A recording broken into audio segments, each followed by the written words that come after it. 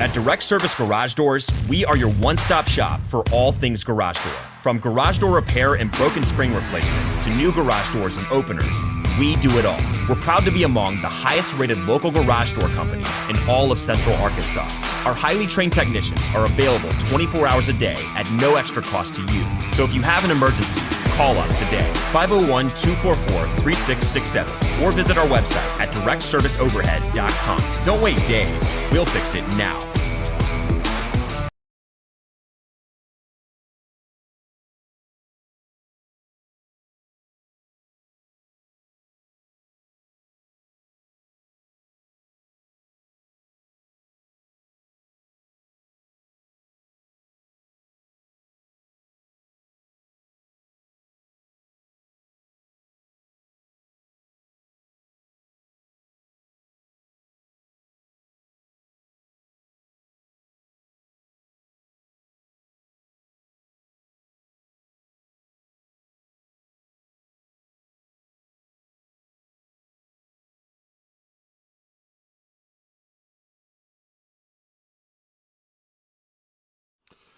All right, everybody, welcome. What's going on? I know we've got football games today. We got bowl games. I don't expect a heavy crowd, but this is really going to be for the folks who come afterwards, maybe later tonight. They're going to watch this or tomorrow. So, but those of you who are here live, I appreciate you. Let's do this. 3, 2, 1. Make sure the lighting is just right there. Okay, yo, what's going on, Arkansas Razorback fans? Welcome to Tuss Talk with Ty. I am Ty Hudson. Remember, if you have any questions or comments, fire away. Fire away. Do your thing.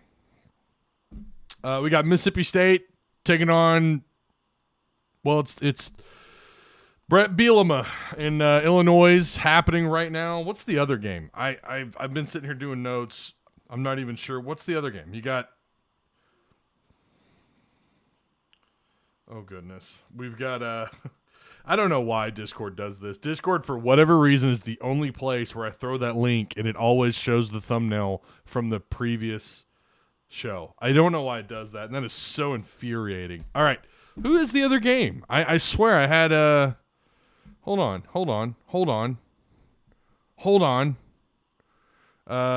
Scores. Here we go. So let's give you some score updates. Mississippi State has the ball. They're almost at halftime. How much time's left? 13 seconds left. So, again, I know don't expect very many people in here. You've got this game going on. USC's playing a very scrappy Tulane football team, 11-2 Tulane. That's going on. And LSU and Purdue. That was the game I couldn't remember. I knew it was happening this week. I just forgot that it was today. LSU has scored, so it is now 6-0. John Emery in for a 1-yard touchdown. Then tonight, or 4 p.m., which is why there's no good time to do this, right? I don't do a Tuesday show. Tuesday is usually, prep for the rest of the week, get caught up on some more Razorback stuff, and then get ready to do, of course, Wednesday night. We're going to have our first post-game show for basketball, baby, of the year. I'm excited for that.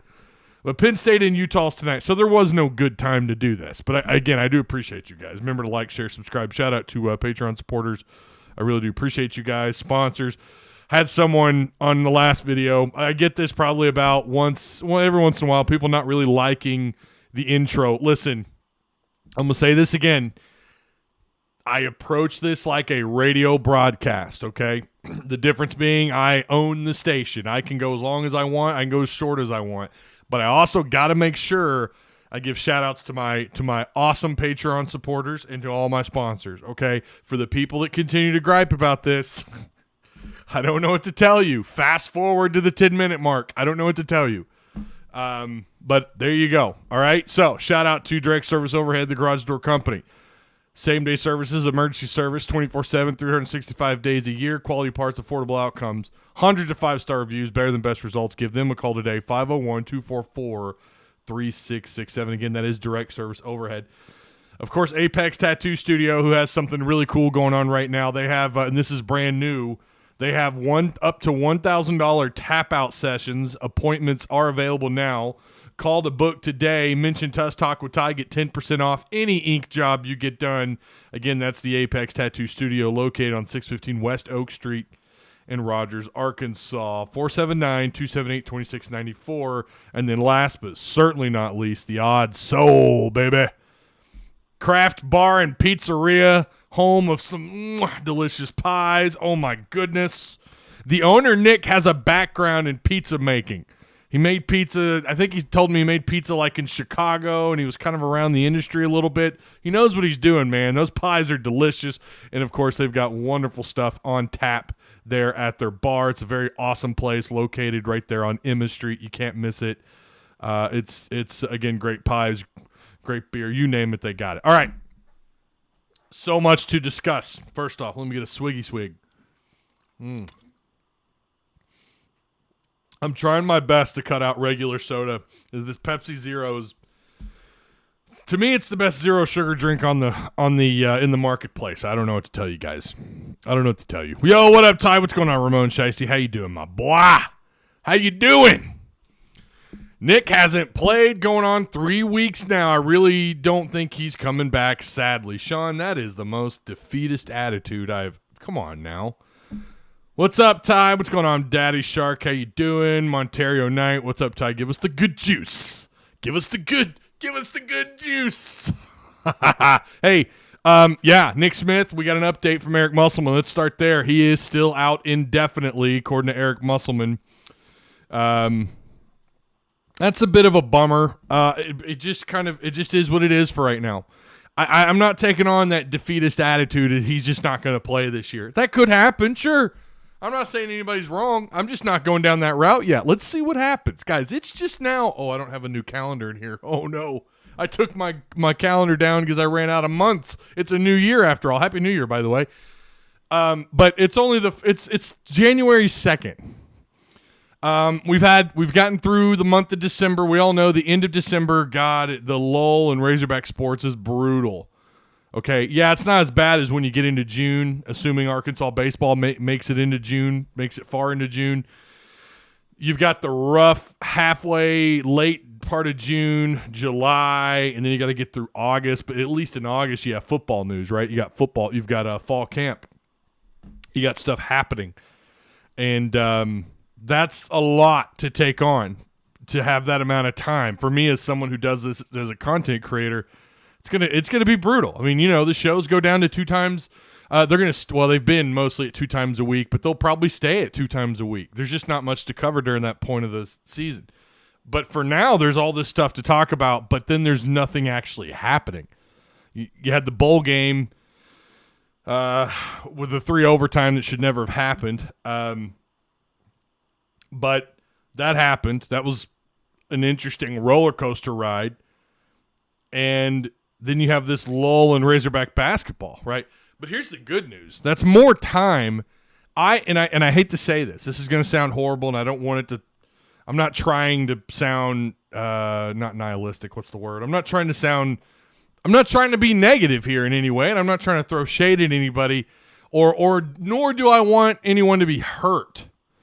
But Musselman and his staff, they're doing exactly what they should be doing, okay, as far as handling Nick Smith's injury. And the other side of this is you would rather go through this now, right? You would rather go through this now than having these issues in February, going into March, where you've established your right. And the same thing could be said with Brazil, but Brazil's out for the year. By the way, we have an update on that, too. TB had a good surgery, and one of the coolest things, he lifted weights last night. Was really cool to see Trevon Brazil.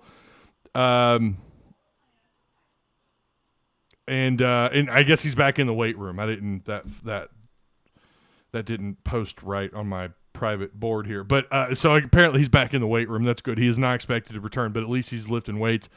God willing, he comes back next year for Arkansas. But at least this stuff happened early on in the year. And this is where I'm not trying to be like negative, but you know what? Trevon Brazil still has a lot to prove, right? There's a good opportunity there. There's a good chance he comes back. I think had the year gone on and then he gets hurt at the end of the year, well, then he's got a body of work behind him. Now, if he continues that trend, right, he's going on to the pros. Although you would rather that happen for him, for his sake. it just so happens to be that it's probably better for the Razorback basketball program that it happened kind of early in the season for the Razorbacks' sake. I want the kid to go on and listen, I want him to have success here, sure. That's the fan in me that's like, I'd love to see him have success here. I want him to go make paper. I want these kids to go out and have that opportunity. I absolutely do. And I support these kids. I know, if Nick doesn't play this year, there's the possibility, very strong chance he probably still goes pro. And he's, guess what, probably still going to be a lottery pick. It sucks for Arkansas basketball if we don't get to see more of his talents on display at Arkansas. But man, he's got to go make paper. He's got to go out and do his thing, and I'm all for that, dude. Listen, I'm not going to hold it against any kid. I have this conversation with some family members of mine who hates this rule, and I get it. The one and done thing, it is what it is, but it's kind of out of your hands, right? So at this point in time, yeah, I would love to see Nick Smith play in a Razorback jersey, go and do great. And he still could. Listen, I'm not saying he's going to sit out the year. I don't know. Musselman tells us it's indefinite. But at least now, we got to see him play a little bit. If he does go pro, guess what? He's going pro as a Razorback. Muss did lure him here after all. He's going to have yet another first-round draft pick. And I think at Brazil next year, if he can stay healthy next year, and let's say he stays with Arkansas and he doesn't still bolt for the pros, which is also a possibility, I guess. Although he kind of had to earn his spot, right? He had to build up his resume. He had to have more film to get to that status, to get to where he was bolting up the draft board. Again, and I'm not saying I'm happy at all that he got hurt. Not at all. I hate that for him. I hate that for his family. Again, I always try to, empathy goes. I mean, listen, I think we should all have empathy for these kids, not for our sake as fans. Oh no, we don't get to see. It's more for him. It's for his family. It's for his friends. It's for his teammates, coaching staff, everyone there, right? Like, they wanted to see him succeed this year. But at the same time, there's a strong possibility he's going to return next year. Nick Smith won't. So saying all that to say, they luckily it's not been. We can argue the LSU game. They absolutely could have used Trevon Brazile. Although I wish the one thing I had against Brazile was he just wasn't aggressive enough around the rim. I'd like to see him be a little bit more aggressive, but man, he looked like the complete package. He just looked to be a problem. He could still defend well around the rim. He's not one of those big thickies, right? He's not one of them big thick dudes who's just going to overpower everybody, but he's around the rim. He was a great rim defender, right? He had block shots. We know he was capable of. I think for a while he was averaging something like 2.5 blocks a game or something. Long arms, great athleticism, great up and down the court, great up and down the floor, speed and momentum. Really did remind me of Daniel Gafford. I mean, really, the more I watched him play when I saw it in Europe through Flow Sports and then watched him this year, I felt like we're watching Daniel Gafford, and maybe even could have played almost as big of a role, if not bigger, right? Only this time, Gafford didn't have a whole bunch of talent like Brazile did around him. Oh, my God. Daniel Gafford was not surrounded with anywhere near the level of talent that Brazile is. Just imagine what they could have accomplished this year. My own selfish thoughts and feelings are, man, I wish I could watch these two ball out all year and take Arkansas to great new heights. Well, I say new heights. They've won a title before, but in the 2000s or in this era of Arkansas basketball, would love to see those cats do it. Odds are you're not gonna. We know you're not gonna see one of them. Brazile's gonna have to. He's gonna have to ride the bench all year and support his teammates, which he will do. I've heard too. He's a great teammate. Let me get caught up on chat. No more Simeon Blair. Yeah, Blair hit the portal. It's 7-3 Illinois. Is that halftime? Okay, that's good stuff. All right. Honestly, wouldn't care if he played or not. I don't want the possibility of the kid getting hurt even more and messing up his future. Right? Yeah, I don't want him. I don't want Nick Smith. If they're not 100%, I would rather them not risk his career. And someone asked me about Brazile if he was healthy by March, would you want him to play? And I mean, no. Because from what I understand, that injury was pretty severe in the surgery. It's going to take some time. No, I don't want him to hurt himself any further. Absolutely not. What's up, Philip? How you doing, man? They are the ones that work out, not us, says JD. You are correct, sir. Make sure y'all like and share and get them and help Ty get them numbers up. Listen, I do appreciate, yeah, the numbers would really appreciate the like and share. I got to say, though, I'm not someone... You guys know I don't even listen, I'm just glad to be here reporting on this stuff. Numbers have actually been really good lately. Been really good, and I'm loving it, and you guys are helping make it possible. I'm out of the loop. Why do fans hate Blair? Well, I hope they don't hate Blair. I hope that no one, and we've seen some of that in Discord. We've had people, well, not just Discord, Twitter, it's all over the place. Facebook, it's all over the place. I wish him the best. I wish Simeon Blair the best. I am thankful that he gave his all here. He just didn't cut it on the field. That's why. That's why fans are a little bit more, they're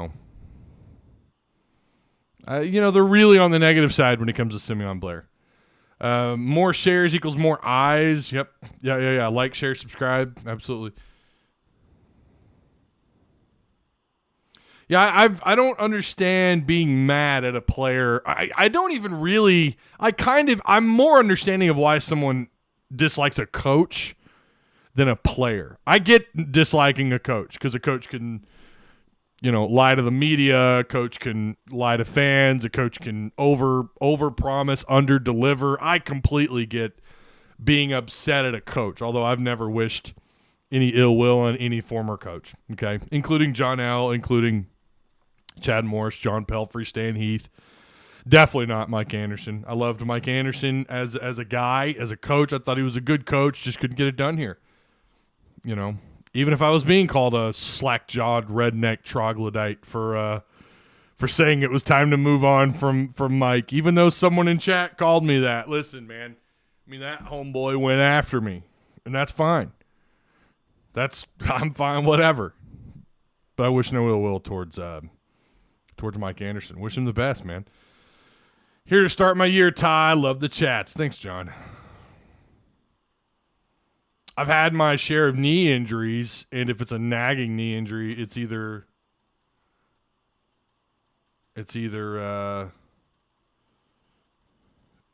something underlying or you haven't found, or blah, blah, blah, blah. Yeah.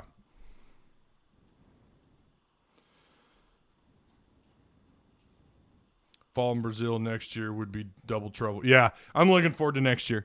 And no, I don't want any player to risk. No, you want to make sure they are good to go, 110% ready to go and ready to play.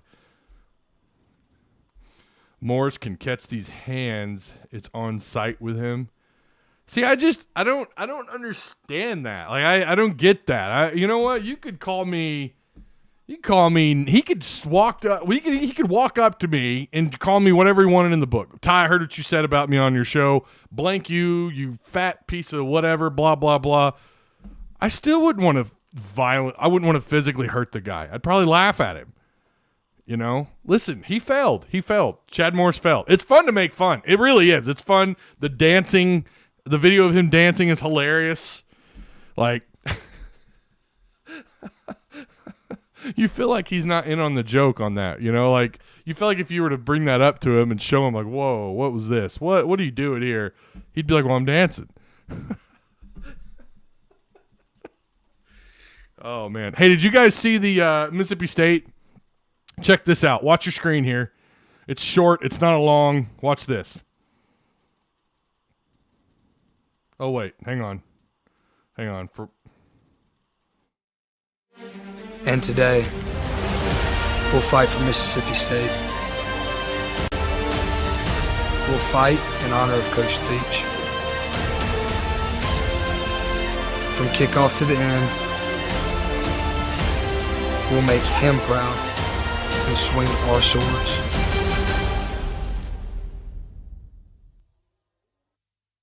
How cool. No, go away. How cool was that? They're playing right now. You want them to win. I did pick Illinois, though. I'm pretty sure I picked Illinois. Good for Mississippi State. Making things happen with that video. That was really good. Rest in peace. Rest in peace, Pirate. Nick Smith needs to stick around for a while. No. He's not going to. And sorry, Bot Magnet. He's not going to. He's going to be drafted on potential. I think that's something fans just don't understand. And I'm not taking shots at anybody, but I don't think fans get the NBA draft. I'm telling you, yeah, film in college matters. I'm not saying that it doesn't. They are drafting. And every draft does this, but I think it's more relevant in the NBA draft. They're drafting on projection, on what that player is capable of doing. You know, you've seen guys get drafted high who are on horrible teams, or their teams just don't, or, you know, they make it to the tournament and they're one and done, or they barely make it to the tournament. They don't make it at all, and they get drafted. They get drafted, you know, maybe they're a lottery pick or whatever, or they don't even play NCAA college basketball, right? They draft on potential, right? They don't draft on, well, he didn't play this year, so we can't draft him. Now, it could be if his injury is severe enough, right? If it turns out later on that it's severe enough, then yeah. He'll probably get they'll probably fly him around the country to medical doctors and for teams of professionals to look at his injury and to determine whether or not he should be drafted, right? Or whether or not, you know, just to prove how healthy he is, or, you know, come to find out he isn't, right? That's kind of how that works. If that comes out that it's way worse than we thought, then yeah, he probably will be back for year 2. He's clearly trying to play on it. For a while there, they were trying to. So it tells me he just needs an extended period of rest. Take it easy on the knee, or whatever it is. It's the knee, right? Isn't that what they're telling us? Take it easy, and then maybe he'll be back in time for February, right? Maybe that's what happens. Maybe we're waiting until February. I had been told by one individual who I trust said that he felt like he'd be back by mid-January. I don't know. Maybe not. It may not be till February. And at that point, then he's got to wonder, do I want to risk? Like, what are the odds that I re-injure this issue? What are the odds that this comes back, or that it you know, I could make it worse? So he'll have to balance these things out and think about them, and you know, and if he's good to go and he feels fine and rested, well then, by God, go help Arkansas win a national title. With Nick Smith, I would put Arkansas back into that conversation. Matchups matter in March Madness. I fully get that and understand that, and I believe that to be true. But my God, this team's already just so loaded. The LSU loss is a head scratcher. LSU doesn't have near the talent that you have on the floor. I always kind of chalk it up to, you know, and I'm pretty sure Arkansas swept LSU last year. I think they 3-0'd them last year. But Arkansas's history is not real good playing at LSU in any sport, but basketball especially. I don't know what their record is down there. It's just not real good. These are young players. These are young players, man. You're asking these 18, 19-year-old kids to go down there and win in front of that crowd.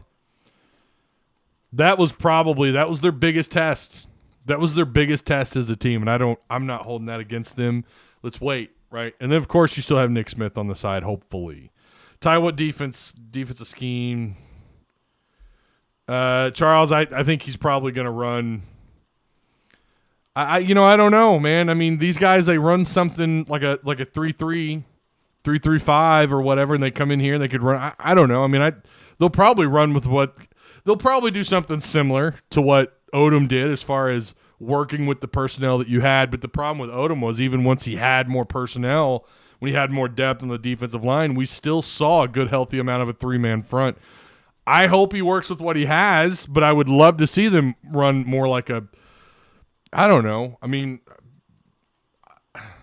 I know the 3-man thing just didn't work, right? Or Odom's style of 3-man, his in-the-box players on defense, even though you had outstanding players like Drew Sanders, Bumper Pool, Pooh Paul, you know, last year you go back to Henry, you know, or you go back to Morgan, even though you had great linebacker production, the defensive line really struggled to have a huge impact on games, right? I don't know what he's going to do. I feel like he's probably going to run more of a four-man front. They're going to say one thing, and from what this is how I kind of look at the Sam Pittman era of coaching.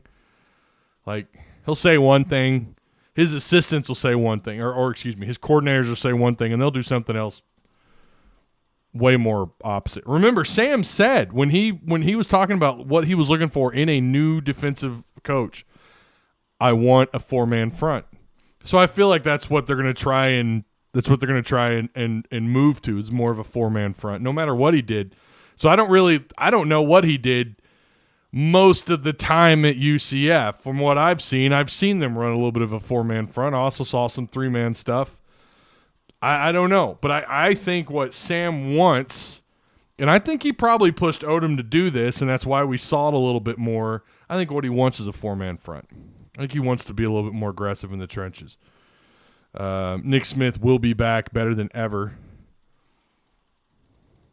I'm not even going to try and pronounce your name still. I'm just going to call you Philosophy. _ Philosophy. That's what I'm going to call you. Good info, Ty. Which part? No other coach in Arkansas has had to rappel down a rope to get interest. Hang on. What's Philip saying here? Oh, my God. This fan is so loud. Stop.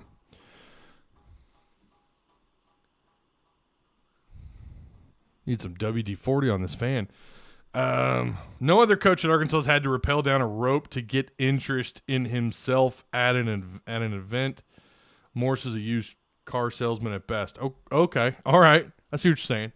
Wasn't really sure where you were going with that. Fix that fan. I'm telling you, bro. If it's kind of hot in here, like it's warm outside. What is it, like 70-something degrees? And then instantly this room's temperature just goes up. It's not like the rest of this house.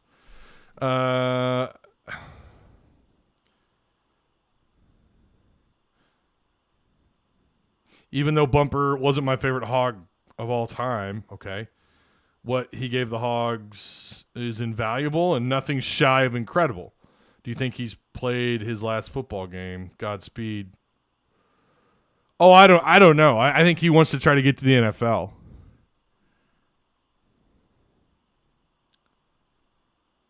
I think he definitely wants to try and get to the NFL. I don't think there's any doubt about that. No, I don't. I mean, do I think he's played his last football game? I mean, I don't know, man. That's tough to answer. It just depends on what he does. It depends on how he recovers. It looks to me like he wants to get in on coaching. I don't know about you guys, but yeah. All right.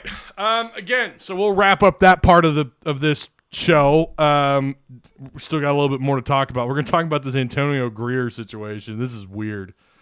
Again, TB, he is still out for the year, but apparently he's in the weight room and he's lifting weights. Godspeed to that young man. I hope whatever these kids do, just make the best decision for themselves, not for everyone else, but for themselves and for their families. I do not want them to rush Nick Smith back onto the floor. I don't. Do not rush him back onto the floor, not for my sake as a media member or as a fan or whatever. I want him to take care of himself, right?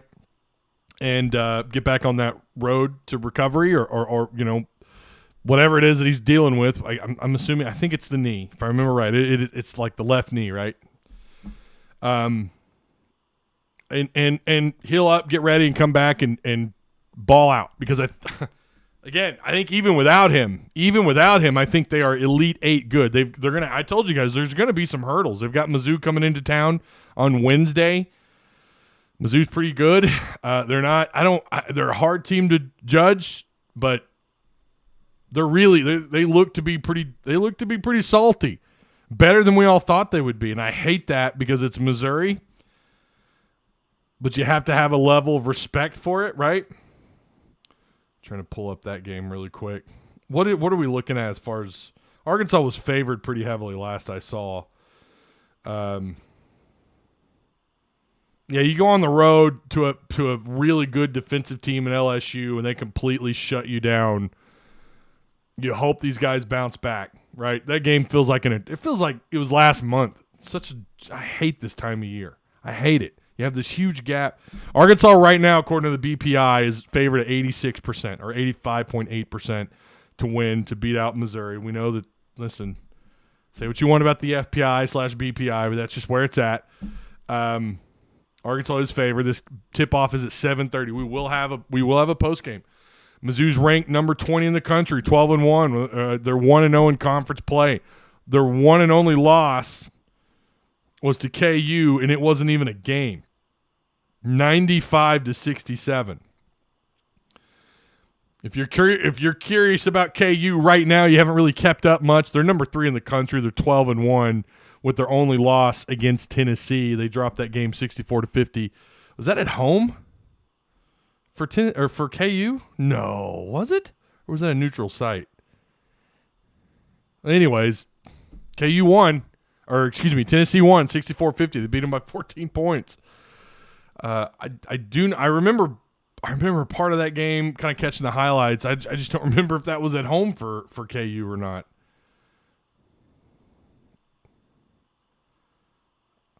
I thought it was a neutral site, but I think it was a neutral site game, was it not? Anyways, that's what KU looks like. They're top 3 in the country. Tennessee, who's right now 11-2, they're number 8 in the country. Arkansas's got them coming up as well. I mean, it's going to be a little while. It's like towards the end of the year, but you have that game to look forward to. Well, Tennessee's played quite the schedule, have they not? My God. I knew they had a tough schedule, but holy cow. Number 13, Maryland. Number 9, Arizona. Again, they lost by 5. USC. I don't think USC's very good. Are they good? Aren't they? Yeah, they got 4 losses. They're 11-4. Anyways. So, all right. Yo, Ty, Happy New Year. What's up, Scotswind? How you doing, man? Arkansas won't win again until Vandy. Ooh. Okay. When is Vandy? Vandy's soon, right? Vandy's like the middle of January, if I'm not mistaken. Let's look. You got Missouri. Okay, here we go. Missouri at Auburn, Alabama at home, and then you're at Vandy. So our guy here in chat says they're going to lose the next 3 games, which would put them on a 4-game losing streak. Listen, nothing will surprise me. I'm not going to say one way or another. I do feel like I do like Arkansas's chances against Missouri because it's at Bud Walton. It's the SEC opener in Fayetteville. I think that crowd is going to be wild. It's a sad. I'm not a big fan of the 7. You guys know I'm old. I really wish all these tip-offs, the midweek tip-offs, should not be after. The very latest should be 7 o'clock, 7:30. Come on, man. Thankfully, kids don't have to go to school. They don't go back to school until Thursday. Wait. Shit. Oh, man, I just realized that. Crap. That is the day after the game, right? That's Wednesday. Oh, man. Crap. That's going to suck. All right, well, there you go. For some reason, this whole week, I'm telling you, this time of year is just wild. I was telling my wife this yesterday. This morning. I was just having this conversation with her. I was like, all week, I was messed up last week. I'm going to be messed up this week on my days of the week. It doesn't even feel like Monday, to be honest. But yeah, so crap. That's going to suck. That's going to be a late night. But hey, man, I'm here for it. But then again, you're on the road against Auburn on the 7th. Trying to get, I need to get back in touch with Nick. We're trying to do something for that. We're going to do an on location post game show for that. Probably, I haven't made up my mind if these all post games are going to be call-in shows or not. I don't know because there's so many. And listen, we don't have a high volume of callers. It's like the same 5 people. And so I don't know if I'm going to do a call-in show every night or not. Maybe I'll poll you guys. Maybe I'll put a poll on YouTube and Twitter. Should I make all post-game basketball shows call-ins? And even if I could make them call-ins, and if you guys don't call in, it's whatever. It's still a show. But like I said, it's really like the same 5 people. And I don't know that all 5 of those individuals are basketball fans. I know I think a couple of them are. But I don't know. I mean, do I want to do them all? I don't know. We'll figure it out. You know how I be. I'm going to make it up as I go. But, yeah, Arkansas could ride. It could be a 4-game losing streak. When you talk about the youth, you talk about the matchups, Mizzou's not going to be easy. Auburn, who's still ranked in the top 25, who's 22nd in the country. I mean, listen, that's LSU, who's on the verge of being ranked. That's a loss, right? A game that you lost. You've got Missouri, who's 20th, Auburn, who's 22nd, and Alabama, who's 7th. You do get 2 out of those 3, both you get Mizzou and Fayetteville, Alabama and Fayetteville. Auburn, unfortunately, you're on the road for. And then you're back on the road again after playing those 3 against Vanderbilt. We know Arkansas's got kind of a mixed history going into Vanderbilt. Not that and Vandy's not horrific. They're 7-6. They're not horrible. They're just not very good. And then listen, you're back. You're back on the road to take on Missouri. And then you get Ole Miss and LSU at home, and then you start the Big 12 SEC Challenge, which will be interesting. It's a tough schedule. The SEC is no longer just an easy. The SEC is no longer just a cupcake, right? Jason Myatt says he'd call in. Tie with a young team. We play down to our competition, lose to the likes of LSU, Mississippi, and beat Tennessee, Alabama, Kentucky. Okay. I've only called in once, says Jason.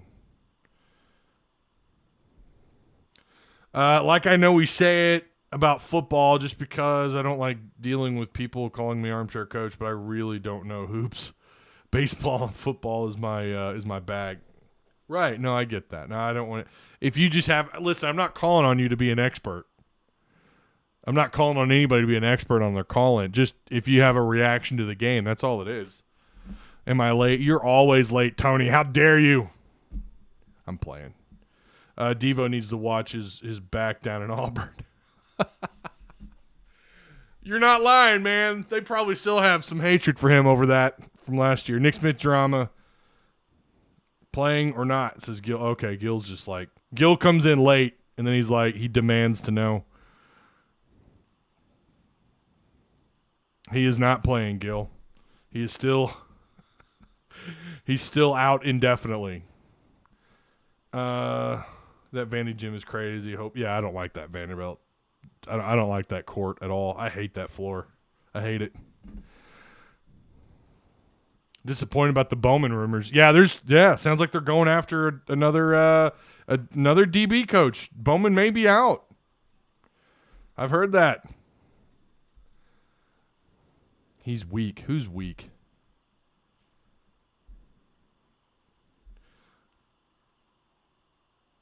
So what's the Nick update? Yeah, see, you guys come in late. You should have been here. We've already talked about it. Nick Smith is still out indefinitely. Trevon Brazil is working out in the gym. He's still obviously going to be out the whole year, right? All right. I have to talk about this. I have heard the LSU rumors. If you guys haven't heard, there are rumors there's some kind of sex orgy party in Atlanta involving LSU individuals. I think they're all. I don't know. I don't know if it's all just Reddit bullshit. I don't know. Reddit's full of shit. Reddit is just as bad. You guys, people talk about misinformation. Oh my God, Reddit used to be the place, man. I haven't been there in a long time. I think this kind of started on Reddit. I don't know if this is nonsense, but it does involve a player. I'm not even going to mention names. I did find some of the individuals on Twitter, and they have completely locked up their Twitter. It's kind of wild if you have not heard this. And someone said this rumor actually started on Tiger Droppings. I haven't been on Tiger Droppings in forever. But I have seen it. I have seen the rumors, and and I think it came up in our Discord. Someone posted about it in Discord. All I can say is you could do the research yourself. I'm not gonna until we have something substantial. I don't know that we'll ever really know the truth. I've heard that there are some LSU people saying that might be some smoke around it, but yeah, it involves some kind of wild sex party in Atlanta. I don't know. It's I don't know, man.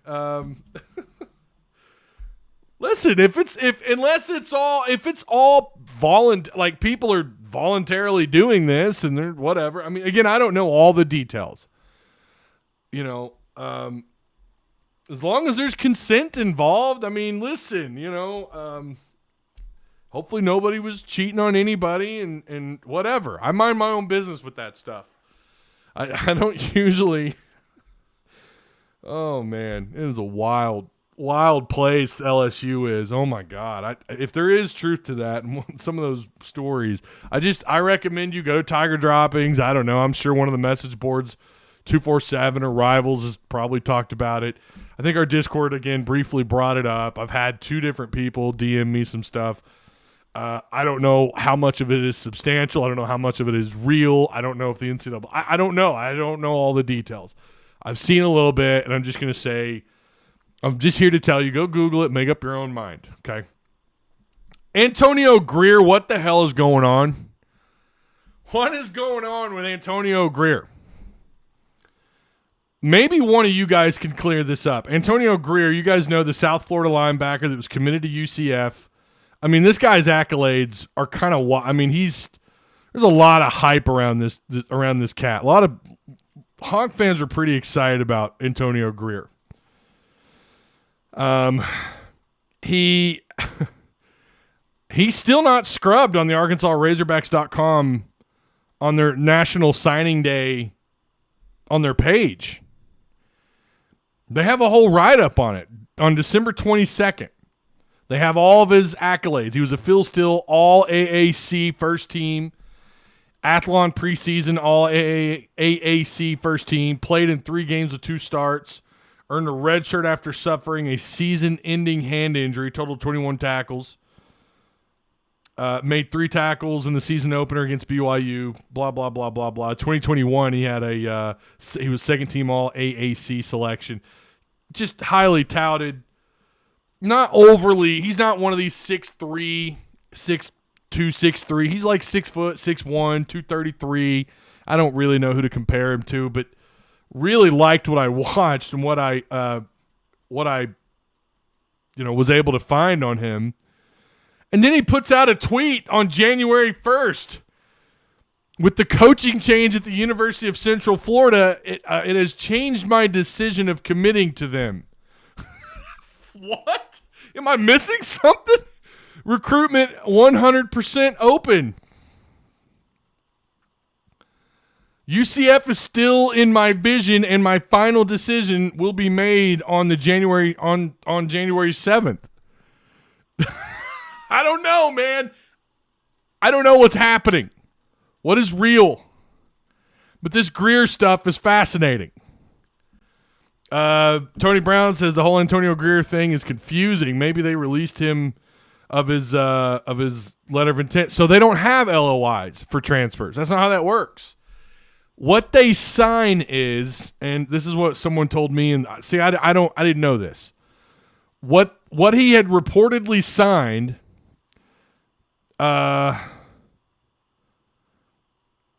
it's called a sign a grant in aid paperwork. Can do that with multiple teams, and the player is not held to it.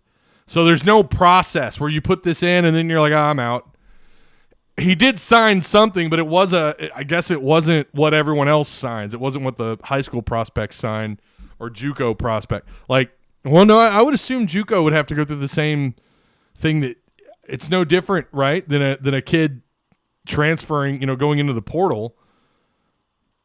I don't know. All this stuff is just so damn confusing. But apparently he I don't know. I don't know what's going on. I don't know if they're going to talk about it publicly, if the U of A is going to come out and say much. If Sam Pittman, in fact, I don't even know when he talks to the media again, to be honest. Maybe he does today. I haven't looked at my I don't know if I get emails anymore from the U of A now that I don't have now that I'm no longer with Hogville, so I probably don't know. I probably won't get one, but I don't know when Sam talks to the media next, but maybe he can clear this up if he does talk soon. Maybe someone from the U of A can go on Twitter and kind of clear this up. The rules are different from a kid coming out of high school than a kid going into the portal, so they don't actually sign anything other than this. Apparently, this it's like it's called in aid. I googled it and it's in aid paperwork, or it's grant in aid. And it actually has a Google term. So I've never even heard of this, but I may be messing it up right now. I don't know. But here is the official rule on the portal as far as the window. Now, I said last night in Discord, you have until January 17th. It's actually the 18th. This window for players, and this is where it gets weird. Like, why does the window shut at all? Why doesn't it just stay open? Because you can go right back in it from May 1st through the 15th. Why even shut it? I don't know. But the date, remember, we talked about this. December 5th, the portal opens and closes 45 days later on January 18th. There's also a 15-day period during the spring from May 1st to 15th. If you want my honest opinion, I think the only portal window should be, maybe that's it right there, your 2-week window in May. Maybe that should be the only, I would argue before spring camp starts. You know, you have the official date for all schools when they can start spring camp. How about 2 weeks prior to that? You can jump in the window, and then that's it. That's it. If you want to jump in, you've got to wait until that next time that window opens, which would be the following year or the following May. I think that's it. I want my opinion. Like, I'm all for these kids getting the decision. We should absolutely allow these kids. If you don't, and this is just for football, obviously basketball, the window would be different, baseball or whatever, all the other sports would be different. But for football, I think it ought to be that maybe a little 2-week window. You can stretch it out to 3 weeks, whatever. Give them a 2-3 week window before spring camp. Because to me, there is nothing more. I would imagine as a coaching staff, don't get me wrong, Arkansas got players out of the portal last year after spring camp. Whatever, fine. But there's nothing more infuriating. I still think about back when Mike Woods, we go back to this all the time, but it's the only example Arkansas really has that I can think of off the top of my head, where you go through all of camp, where Mike Woods is running with the ones, right? He's continuing that progression with KJ and their development together.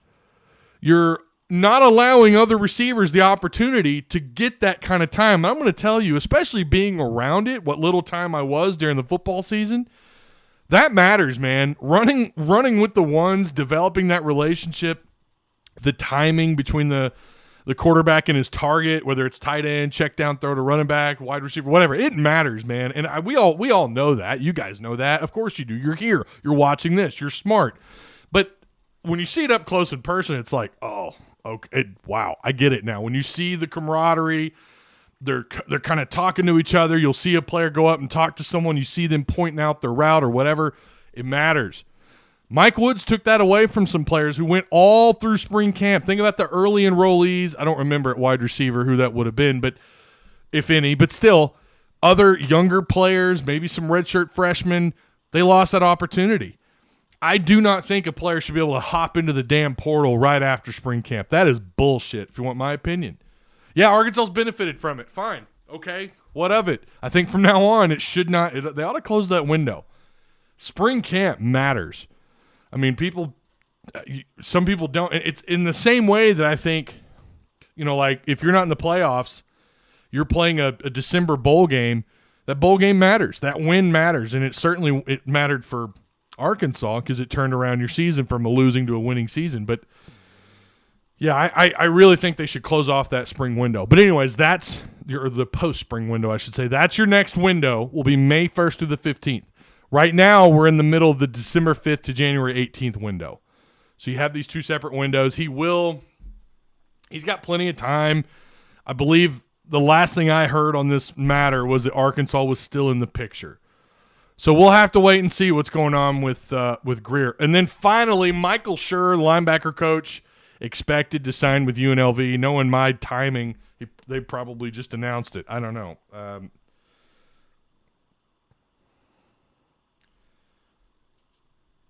was going to look at that, actually.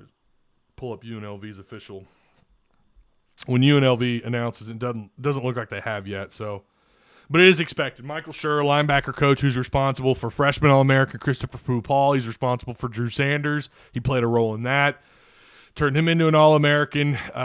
You think about the progression of the last 2 years. I think some of that probably did have to do, obviously, with Coach Odom. I know it did, but Michael Scherer was the guy. Michael Scherer was the guy that ran with the linebackers. He's the one that was He was constantly on his guys. Even in fastball, you could see him just coaching up his linebackers and pointing out, he's the man. I mean, listen, again, when you're around it, you see it and you actually hear it, and you're on the same level with them. No more than about 20 yards away, you hear kind of what's going on. Michael Scherer is absolutely a hell of a linebacker coach. He's expected to go to UNLV and be the defensive coordinator. He's only 29 years old. That's pretty young. That's pretty young for a defensive coordinator to be. So I'm assuming he'll be 30 by the time the season rolls around, or maybe not. Yeah, he'll be 30. I'm pretty sure. But anyways, I don't think he's got a birthday in December or in the winter. But anyways, if so, and I think there's quite a bit of truth to it. Everybody's reporting on it. Whole Hog Sports.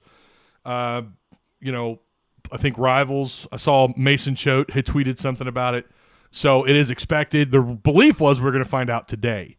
That's what I was told on Saturday, that they would go public with that information on Monday, and I'm still assuming that that's going to happen. So, wonder if Grier didn't have transferable credits. The only thing I could think of, that was my assumption when I got that news yesterday.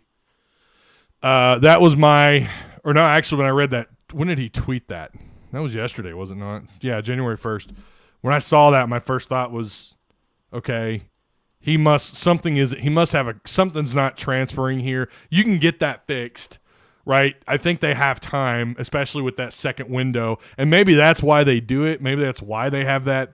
And if so, then they probably shouldn't get rid of that second May window, but after spring camp.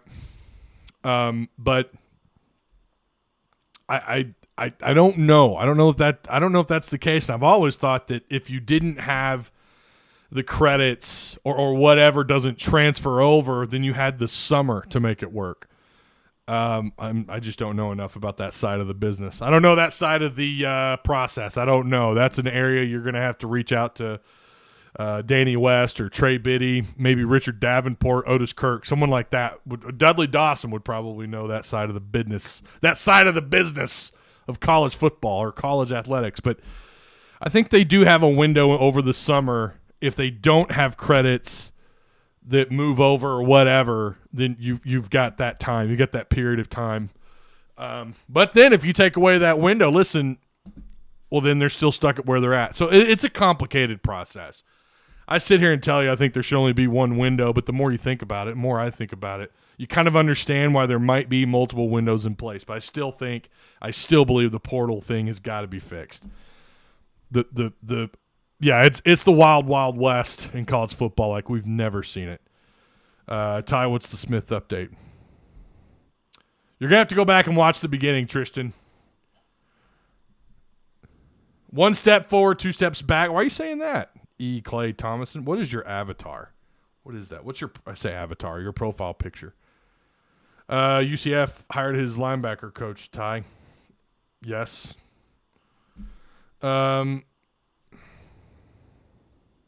It's never good to give up 53 points in a bowl game, but given his resources, he did it pretty good. Well, listen, no, Tony, you can't put that on him.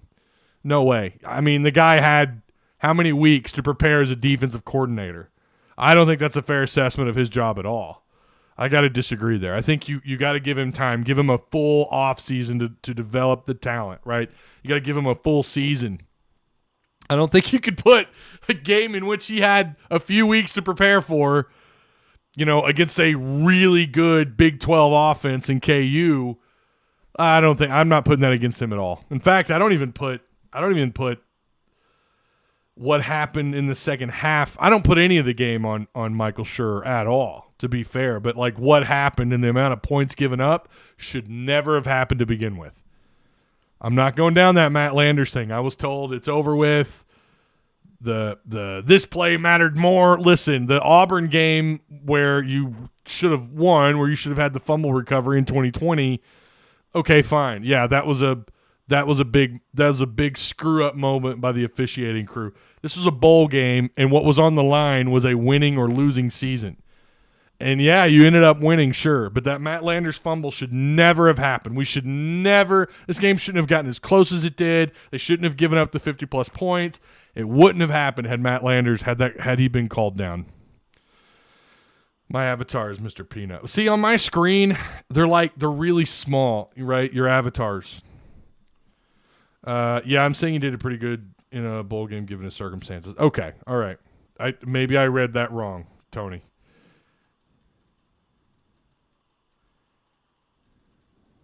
I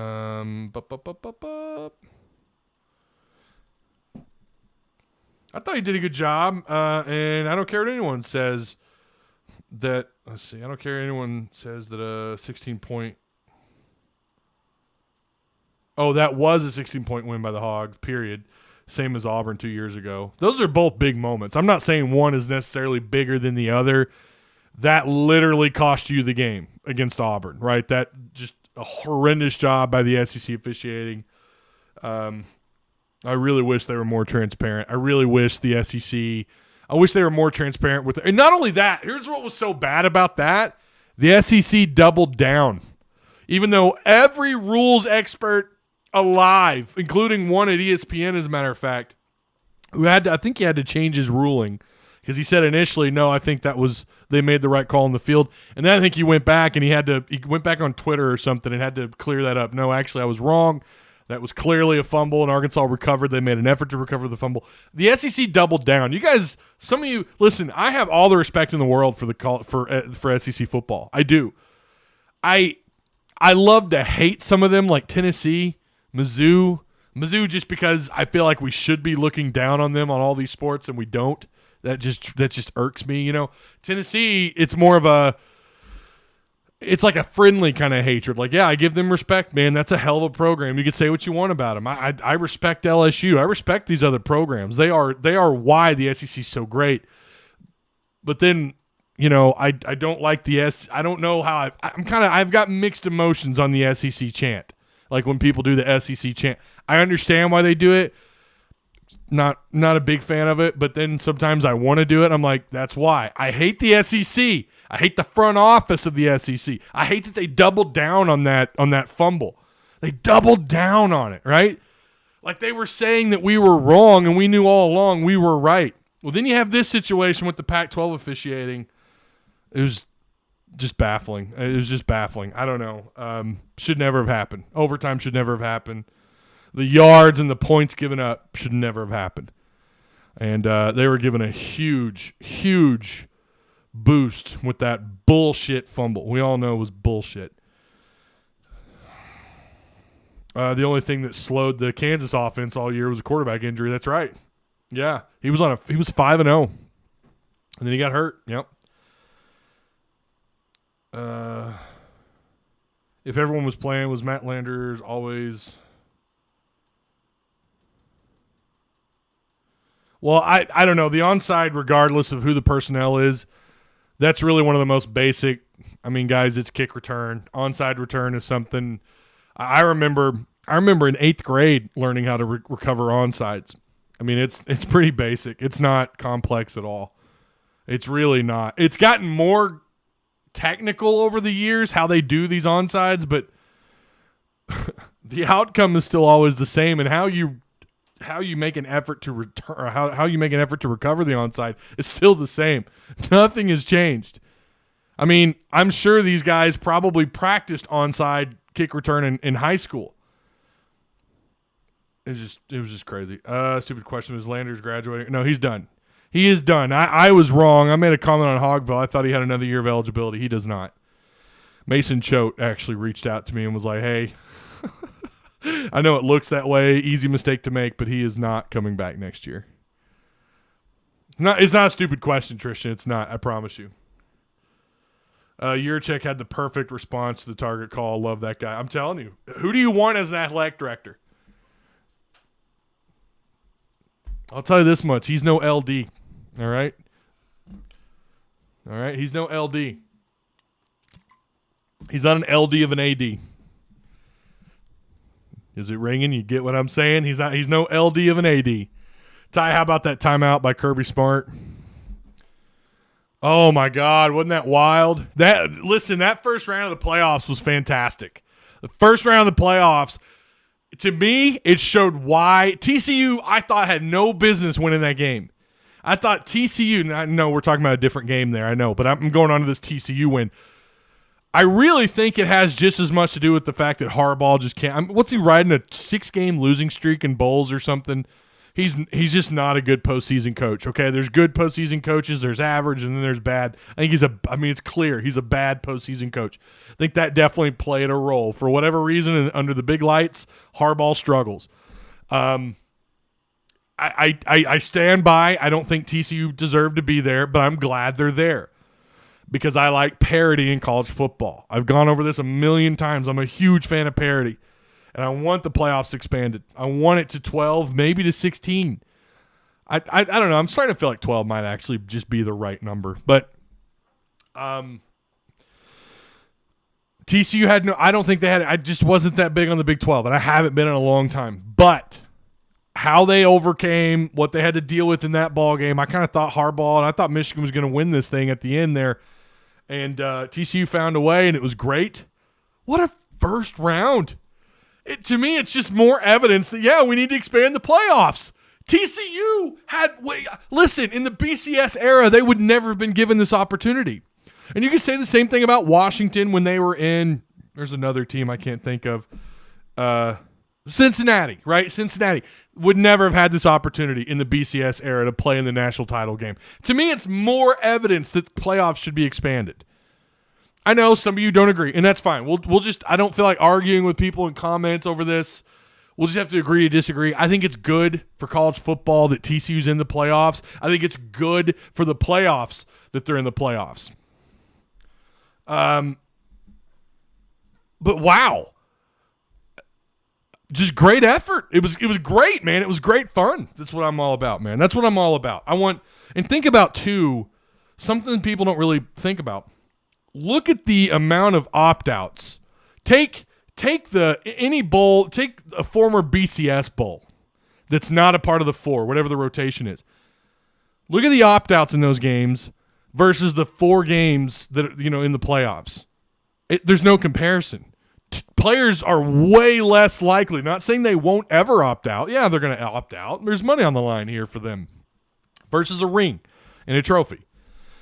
Maybe better NIL deals. But if you expand the playoffs, it's going to, not only is it going to prevent, it's not going to stop, but it's going to help lower, I should say, the amount of opt-outs. Therefore, creating more fan engagement. More fans are going to be prepared or more excited about being in those bowl games. It's like, I don't know, it's like 3 for 1 here. Or, well, I guess technically it would be 12 for, you get what I'm saying. It's got all, it's loaded with more potential for excitement for postseason football in college. I would argue the playoffs are about the only level of excitement that I have for in whatever bowl game Arkansas is in, right? The Liberty Bowl, I was still excited for it. Clearly, I was excited for the bowl game last year playing Penn State. But do you think Penn State fans were as invested when all their best pieces of their team were gone? I'm sure they were still excited to a degree and whatever. Feels like bowl games have just kind of lost their pizzazz. Tell me I'm wrong. And maybe some of you, again, I'm sure some of you will tell me I'm wrong. But I feel like most fans are just not as excited about bowl games. Now, Mark Rogers, he never did send me over. He never sent me the link. He's saying that the ratings are actually still trending in a good direction for the non-playoff games, and that's great. I just think it would help prevent opt-outs, and I do think it would help with fan engagement and excitement if you expanded those bowls or the playoffs. That's just me.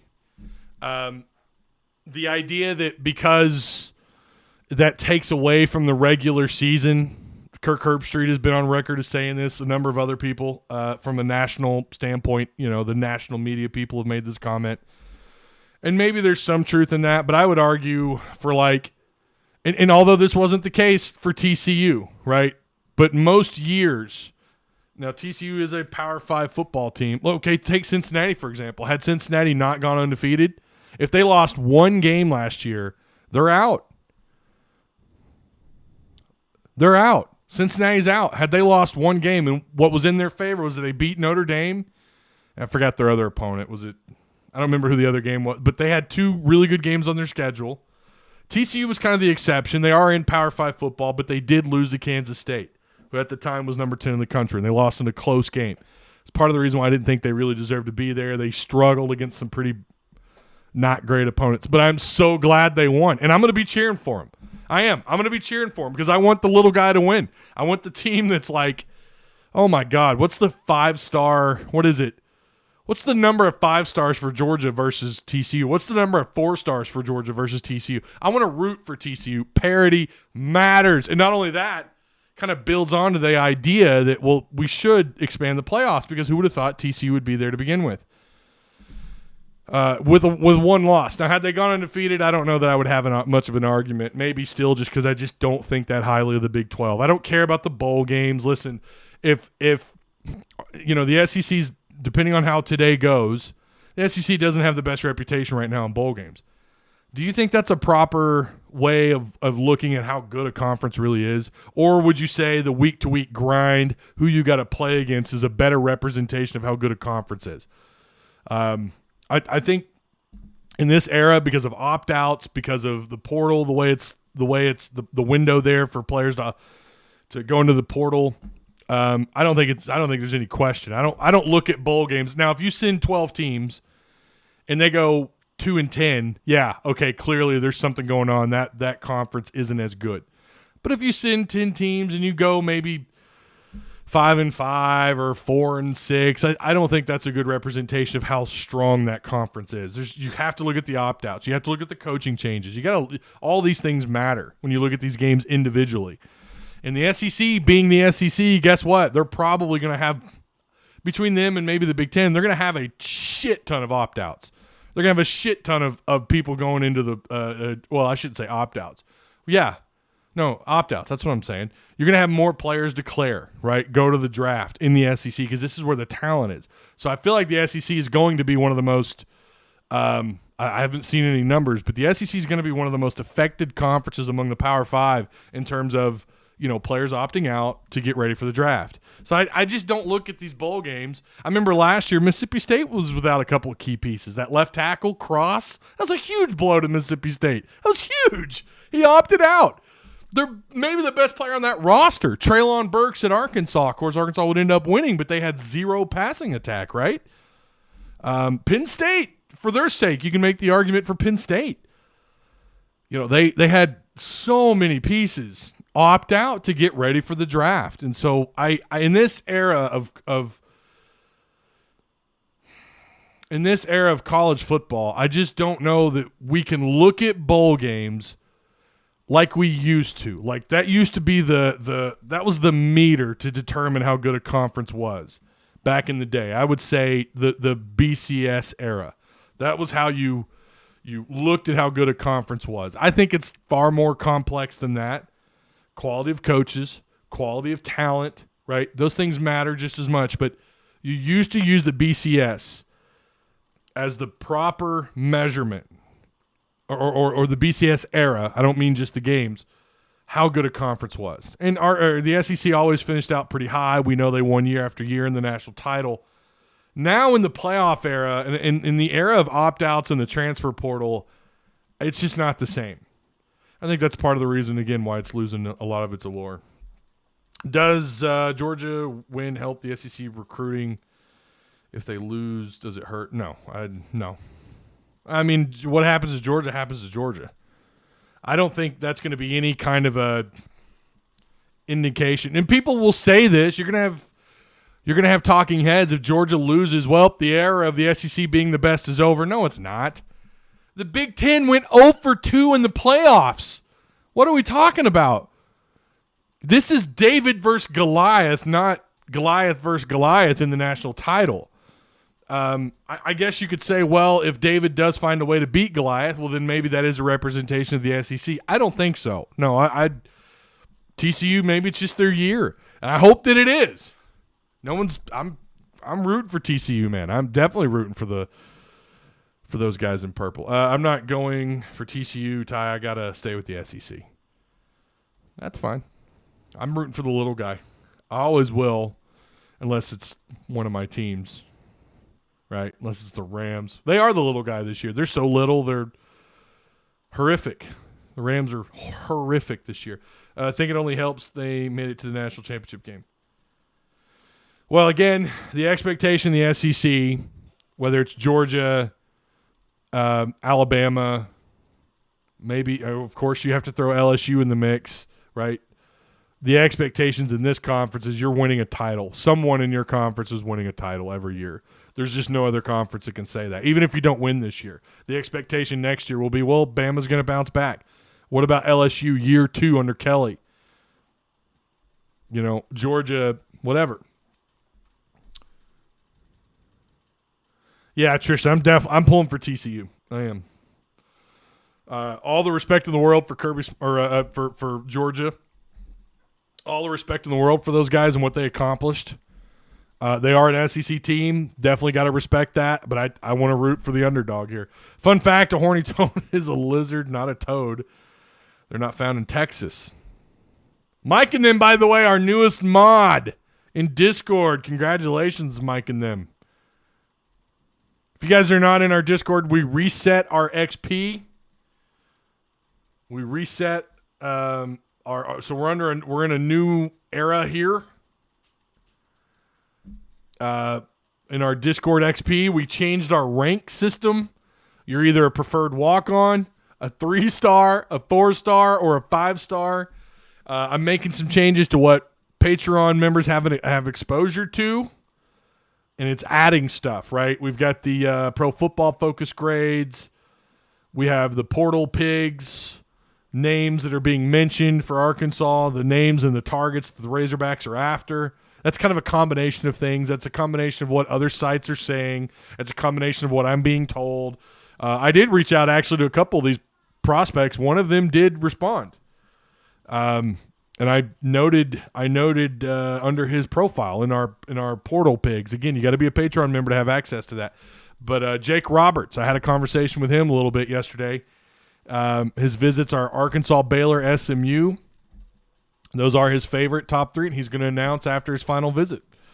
So we'll be hearing from Jake Roberts. Right now, I will say I'm pretty – right now at the moment, I'm a very hard lean for Roberts to be a Razorback, but that could change.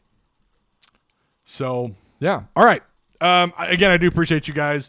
Remember to like, share. Make sure you slap that like button around. Come on, 37 likes. We could do better than that, baby. I do appreciate you. We will be back Wednesday night for the postgame. I'm excited to be back to do a postgame show here on Tuss Talk with Ty immediately following the game. I don't have to wait on anybody. I'm just boom, I'm there. So excited to see you guys Wednesday night. Shout out to the sponsors, Odd Soul, Apex Tattoo Studio, and Direct Service Overhead, the Garage Door Company, and of course, the Patreon supporters. If you are a new member and you're asking why my name is not on the list, remember, and if you updated the amount that you give into Patreon, remember, we're still, according to Patreon, I'm still in the month of, what month is on the screen? It's still November.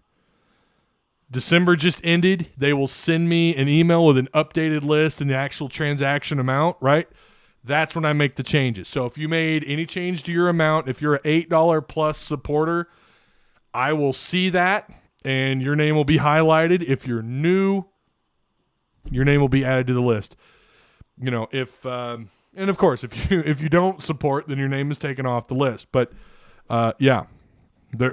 I should be getting that email. That should be going through. I think it's the 5th. I could be wrong. I don't know. But, yeah, that will be updated for you guys. All right?